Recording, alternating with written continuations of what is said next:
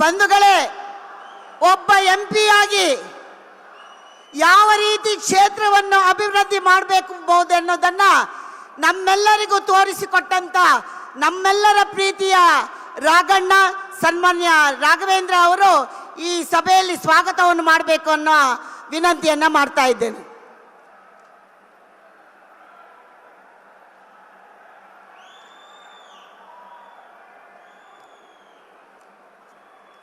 Bharat Mata Ki.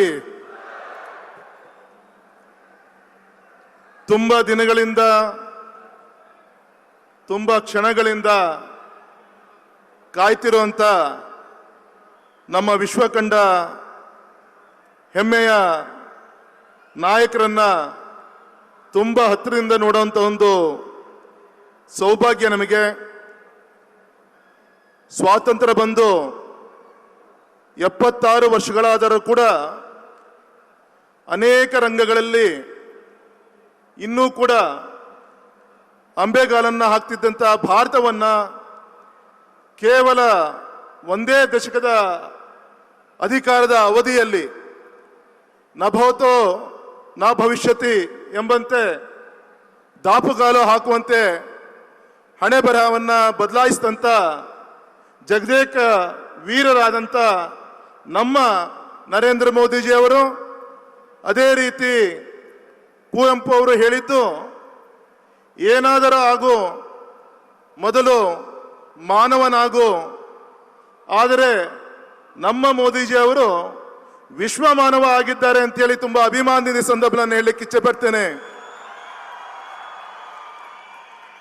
ಹೇಲಿಂಗ್ from Shivamogga, Jnanpith awardee, our national poet Kuvempu, message to the society was, be whoever you want to be, but be a Manava first in your life.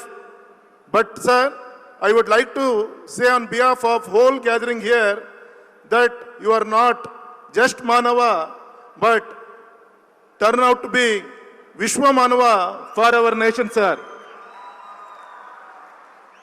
ಕಾಯಕವೇ ಕೈಲಾಸ ಎಂಬ ಬಸವಣ್ಣನವರ ತತ್ವವನ್ನು ಅಳವಡಿಸಿಕೊಂಡು ಒಂದು ದಿನವೂ ಕೂಡ ವಿಶ್ರಾಂತಿ ಇಲ್ಲದೆ ಪರಿಶ್ರಮಿಸಿ ವರ್ಷದ 365 ದಿನಗಳನ್ನು ದೇಶದ ಹಿತಕ್ಕಾಗಿ ವಿನಿಯೋಗಿಸಿದಂಥ ರಾಜ ಋಷಿ ಮೋದಿಜಿ ಅವರಿಗೆ ನಿಮ್ಮೆಲ್ಲರ ಪರವಾಗಿ ನಮಸ್ಕಾರವನ್ನು ತಿಳಿಸ್ತಾ, ಭಾರತೀಯರು ಎಂದರೆ ಅಂತಾರಾಷ್ಟ್ರೀಯ ಮಟ್ಟದಲ್ಲಿ ಉದಾಸೀನ ಮಾಡುವಂಥ ಕಾಲ ಹೊಂದಿತ್ತು.